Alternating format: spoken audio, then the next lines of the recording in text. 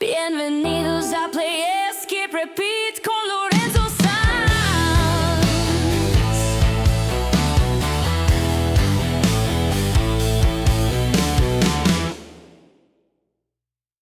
Well, Sure. Arjen, you probably don't remember me, but we met in Madrid during the promotion of Embrace the Storm by Stream of Cool. Passion. Cool. That's a while ago. Yeah. I was working as a publicist for the label Inside Out Music. Of course. Cool. Yeah. Cool. And then a lot of time has passed since then. And yeah, I'm really glad to see you again, especially to see that you're still making great music. Well, let's start with the present. You're currently promoting an amazing flight through time, a live album celebrating the 30th anniversary of your first album. I got it today. Just now it came in the post. So. Oh well, happy birthday! Thank you. Well, when you recorded that album, did you ever imagine achieving the level of success that came years later? You mean when I recorded the first Ayreon album? Yeah. Not at all, really. I mean, the album is called The Final Experiment. Mm-hmm. And I really thought it would be my final experiment, because those were the days of grunge. People were listening to and that kind of stuff. They were not listening to progressive rock operas. It was not done in the 90s. It was 94 or something. But I just wanted to do it. I was such a big fan of The Who with Tommy and Jesus Christ Superstar and War of the Worlds and The Wall, Pink Floyd and stuff like that. I wanted to do something like that, and that's it. Really, for myself, I wanted to do a rock opera, and there were so many different styles on it. There was rock, there was progressive, there was folk, there was classical music. Everything, it had everything, and I thought, no one is going to like all these different styles, So I just want to make that album and be done with it. Okay. And then it turned out that there was like an invisible audience that no one knows about, interested in this kind of music, and no one was making it. So it was like a hole in the market. Yeah. You've spent 30 years as, let's see, musical storyteller, and also a guitarist with Ayreon. How has all that time gone by for you? Really fast. When I think 30 years, whoa. I think I learned a lot. It's when I did The Final Experiment, when I listen to it now, I mean, I like it, but it's very flawed. It's kind of clumsy. It's kind of a clumsy album, because you got the character Ayreon, and it's being sung by different singers, and the same with Merlin. Sometimes it's Robert Soetemelk, sometimes it's Edward Rakers. It was a mess. I was really learning back then, so it's gotten easier. But having said that, that doesn't mean it's getting better either. That's up to the fans, of course, to decide. Well, Arjen, your projects are conceptual, and when you create an album, what comes first, the story or the music and the lyrics? Always the music. It's always, I start with basically my phone. In the old days, it was a cassette player. And it's just little ideas on guitar. And at some point, I got like 100, 200 little ideas. I go into my studio, I work on these ideas, I develop them, I glue them together and stuff like that. And at some point, something starts forming, some style starts forming. And then the music inspires me to come up with a story. So that's the first step, music. Then the next step is, okay, what kind of story am I going to do? Then even before the lyrics, which is weird, the next step is looking for the singers. Really? Yeah. At first, I want to know the singers until I write the lyrics, because the lyrics have to fit the singers. And I want to give the singers the right character, to play in the story. So once I've got the singers, I start dividing the singers over the album. Oh, this is Russell Allen, so he will sound good in this heavy part, and Mhm. this is Anneke van Giersberg, she will sound good in this soft part. And once I've done all that, then the last step is writing the lyrics. So Arjen, do you like to imagine the story first, almost as if it were a movie, more or Totally, less? because I'm a big movie fan. Ever since a little kid, going to the cinema, that was special. I especially loved horror movies, and of Me course too. I loved, yeah, The Omen is my favorite movie of all time, Mhm. and at some point I discovered Star Trek, so I got all into science fiction. Yeah. So yeah, I think I love these kind of albums, like the ones I mentioned, like War of the Worlds Mhm. or J Square Superstar, where you are sucked into a story, and it gives an extra dimension to the music. Mhm. If I listen to a rock opera like, for instance, G Square Superstar, you have to get through parts that you don't like. Like the Hosanna, hey, Hosanna. It's like, oh, terrible, but it doesn't matter. It's part of the story, Yeah. and it serves a purpose, and that's Mhm. what I'm trying to do with the Ayreon. Yeah, this question probably could be a little bit weird, but have you ever thought about writing a film? Or do you think any of your stories could be adapted to cinema? Could that be a possible next step in your career? It would be my dream.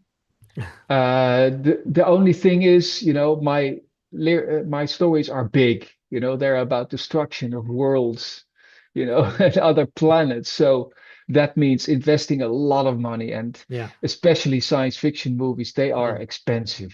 Hmm. It's not like 10 million, it's 100 million Wow. you need to invest in that. And I know this because I tried when I did my 10th Arion album Transitus. That was my I wanted to make a movie. Basically, it was not even an Arion album. It was really I wanted to do a movie. So I got into contact with movie makers, like the biggest ones in Holland, and they were Hmm. interested, and we were trying to get a deal. But then I discovered how hard that is, and how much money you need, and how much people you need to know, and how long that takes. And at some point, I was getting very, very depressed. Yeah. So I think it's virtually impossible. Maybe it was impossible back in the day when with the Tommy and the Who, it Mm. was made, and of course the Wall was made into a movie. Um, but nowadays it's very hard. I think even for a major act, it would be hard to to Hmm. to do something like that. Well, I think that the artificial intelligence could help a little bit to make everything cheaper. It would make it cheaper, but not better for sure. Yeah, that's correct. Yeah, not yet at least. Maybe in a couple of years it will be perfect. Yeah, But then everyone will be doing it, yeah, and it will be very easy to do. And that's I like things that are hard to do. yeah. I want to go in my studio and I want to challenge, and I want to try to make a better album than the previous one. And if there would be some AI who could do that for me, it would be terrible, because Hmm. that's my passion, creating music and stuff like that. Yeah. Well, Arjen, over these 30 years, you blended progressive rock, metal, folk, electronic music, and classic rock. Where do all these diverse influences come from? As a kid, I listened to everything. I've never just concentrated on one style. It wasn't like I only want hard rock. I loved everything, really everything. Well, not everything. No, I don't like jazz or something Mhm. complicated free That's just jazz complete. or or I mean I like some kind of jazzy stuff, like Gentle Giant or Frank Zappa or stuff Mhm. like that.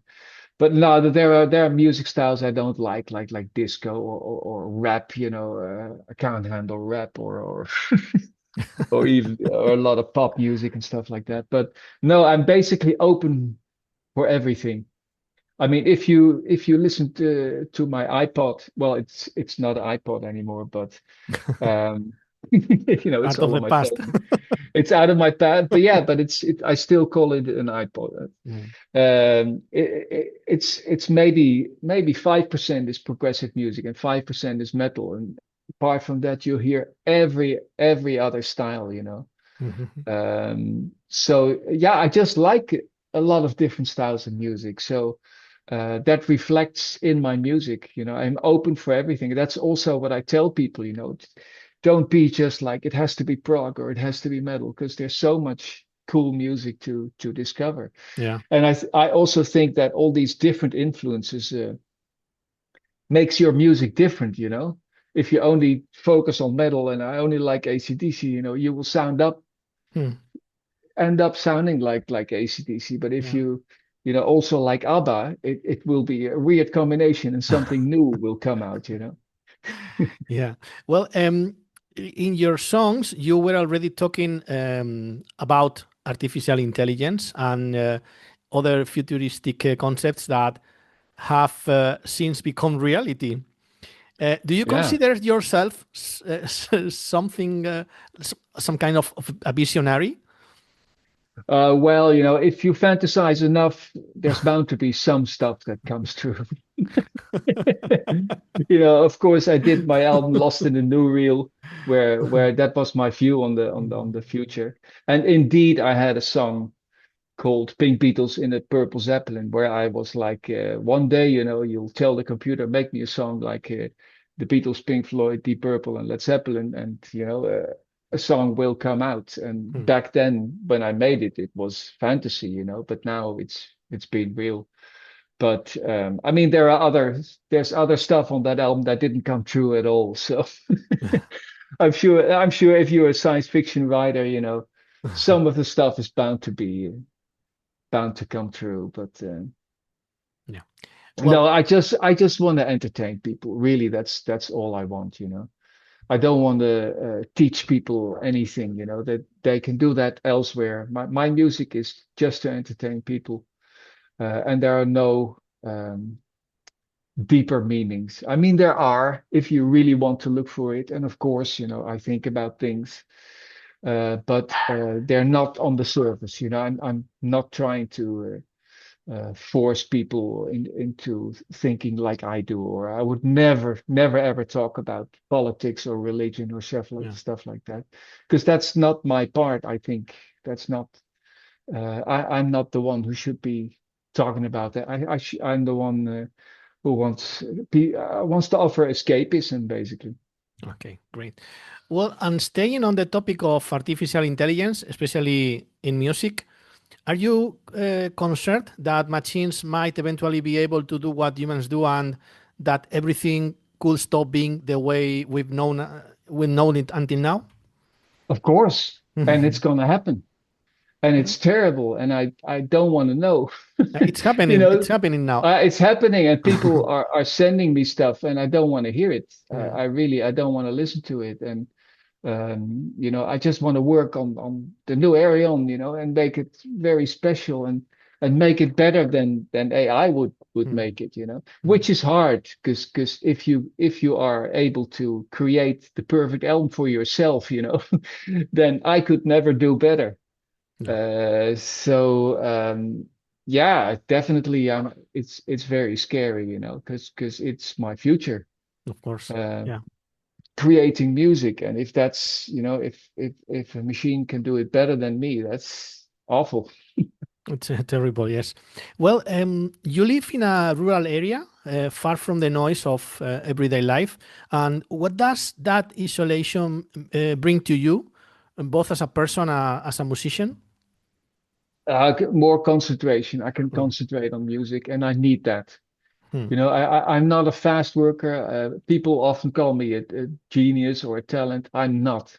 You know, I really have to work for it. I mean, I know geniuses because I've worked with them, you know, and they come up with ideas like that. And I'm not. I really have to work for it. And but that's what I like about it. You know, that's especially what makes it special for me. So I forgot the question. Did I answer it? Yeah, definitely yes. Okay, okay. Well, from what is known about you, you seem to be quite a solitary person, as you have told. However, your albums are full of collaborations with many different singers. How did you get artists to become so deeply involved in your projects? In the beginning, it was hard because people didn't know me. They just knew I was in a few bands that were quite successful. But with the first Ayreon, it was really hard, you know. I mean, I asked Robert Plant, you know, and his manager would be like, "Who the fuck are you?" You know, no way, we're not gonna do that. And I asked Kate Bush, I asked all the big names, and I did not get through. But then I asked Barry Hay, the singer of Golden Earring, and Golden Earring is Holland's biggest band. And he said yes. He said like, sure, man, just get me a bottle of whiskey and I'll come to your studio and I'll sing the song. And that was the beginning of an addiction. Really, that was suddenly like, whoa, it's possible.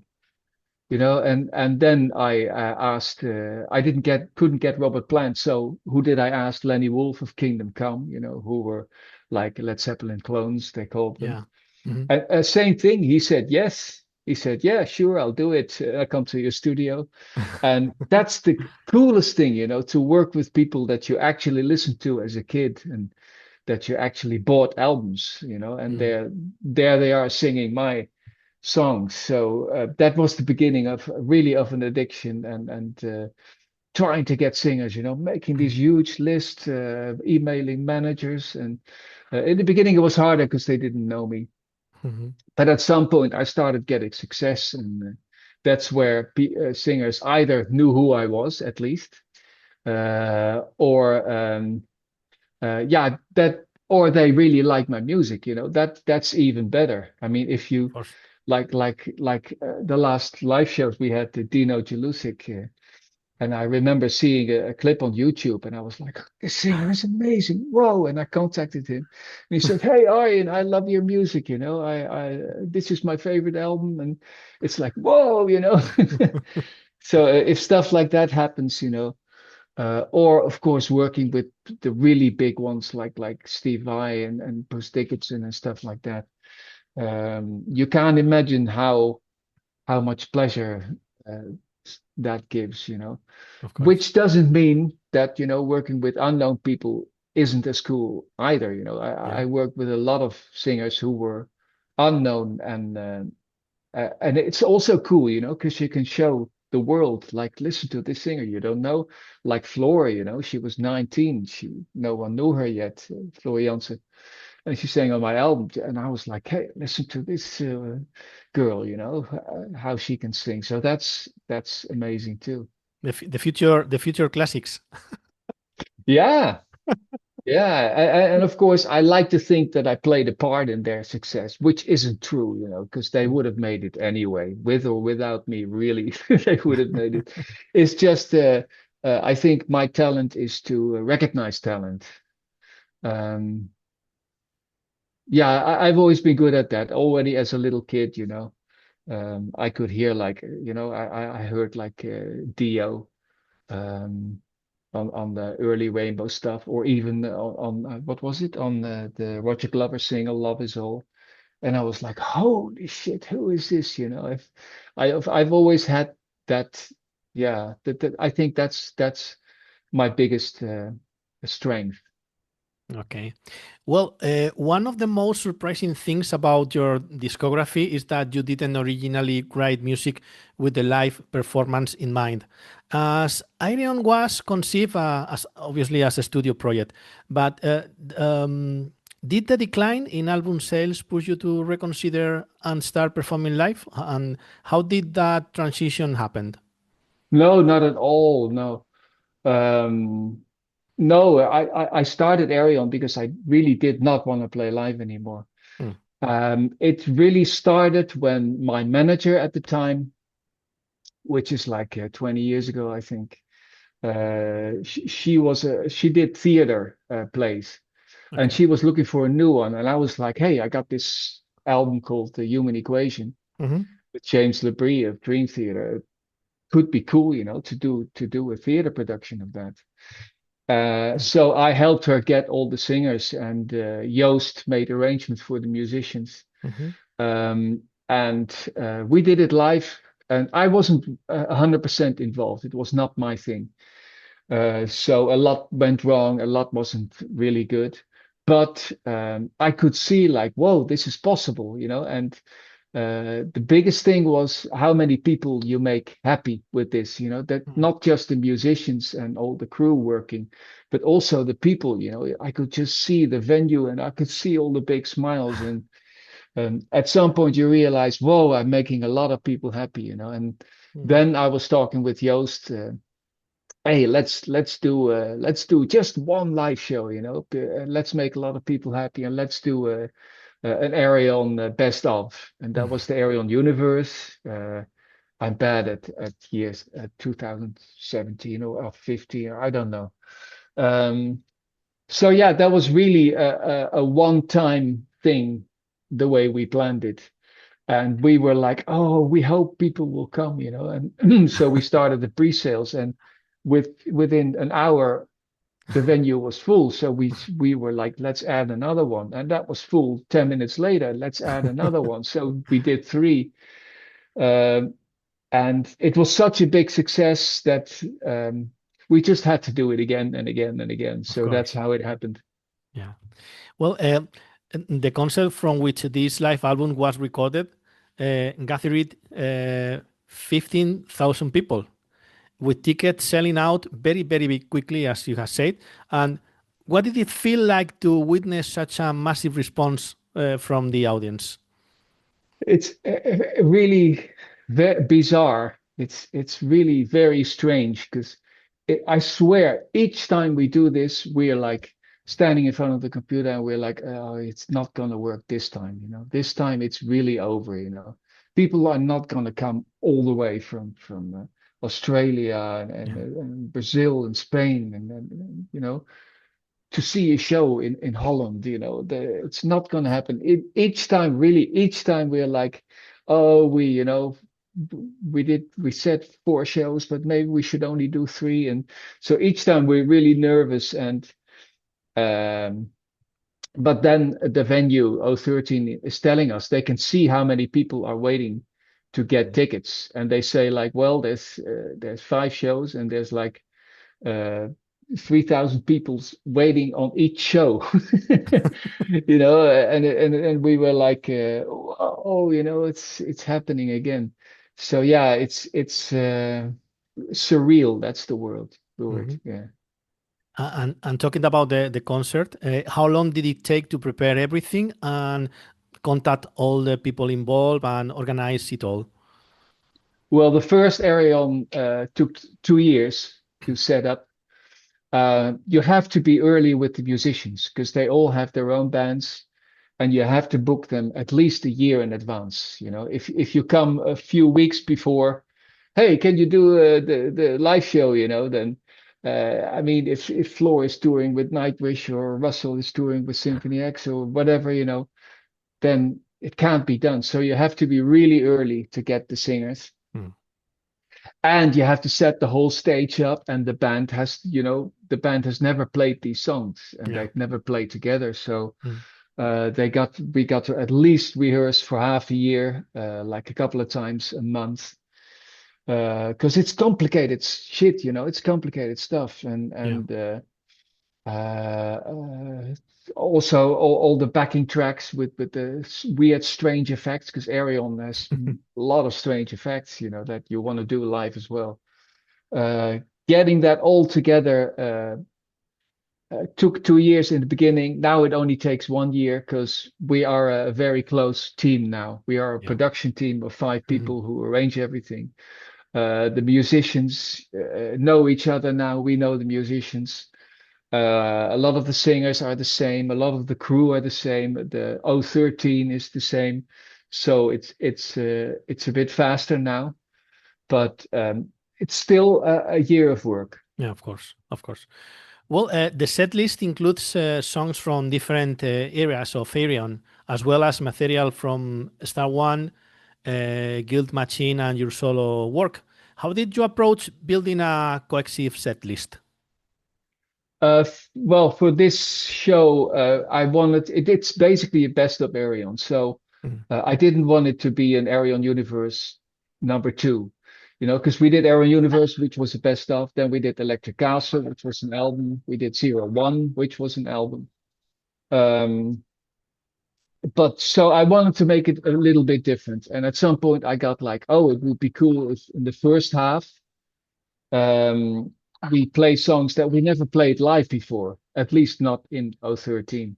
Mhm. And that's of course scary because there's a reason you didn't play them live, because maybe they're not the fan favorites, maybe they're not really live songs, where people go crazy like Loser, if as soon as you play Loser, people are, you know. So, but I thought that was a challenge, and I thought, let's build it up slowly, because with Zero One we didn't do that. We Everything was more is more. Everything was huge, and we started like with 10 singers and the huge stage and explosions and lasers. And I wanted to build it up slowly, so people would have the chance to assimilate to get used to everything. Um, so yeah, picking that first half, picking the songs that we never played live before was very cool to do. It was songs like where I was like curious, how is this gonna go down live? How is this gonna work? And changing like Dragon on the Sea, changing the song. It was an acoustic song to a rock song, and but it was quite easy. And the good thing is, of course, that I'm the boss. There isn't a band where the drummer is saying, "I don't want to play that song." You know, I choose the songs and I tell people what to play, and there's no arguments. Yeah. Okay, well, Arjen, you're an artist who seems to value emotion over technique. I personally believe that technique is often the result of someone pouring emotion into their craft until that way of doing things becomes defined. Do you feel that applies to your music? Uh, I've always been more interested in emotional music than technical music. Mhm. I would prefer to listen to David Gilmour rather than like an Ingrid Malmsteen or something. Hmm. Ingrid Malmsteen, of course, is amazing, and the first time I saw it, I was like, "What the fuck? Listen to this," But I wouldn't, like lie down and with my headphones and I would listen to David Gilmour playing just four notes. So yeah, for me, also at some point I stopped rehearsing, I stopped my scales, and I thought, why? There's so many people who are more technical than me. Um, I will never be the best at that. So let's try to be the best at, emotional stuff. Hmm. Um, so for me personally, I totally understand if people like complicated music or very fast or very aggressive or what stuff. But maybe I'm just an old bastard by now, But uh, for me, emotion, sound always wins from technique. Mhm. If a guitar player has a great sound, like Andy Latimer of Campbell, I don't know why I think of him. I always think like, oh, that guitar sound is. He's not a virtuoso player, no, but he's such a great sound. Mhm. So sound for me is always more important than technique. Brian May is another good example. Such a distinctive guitar sound.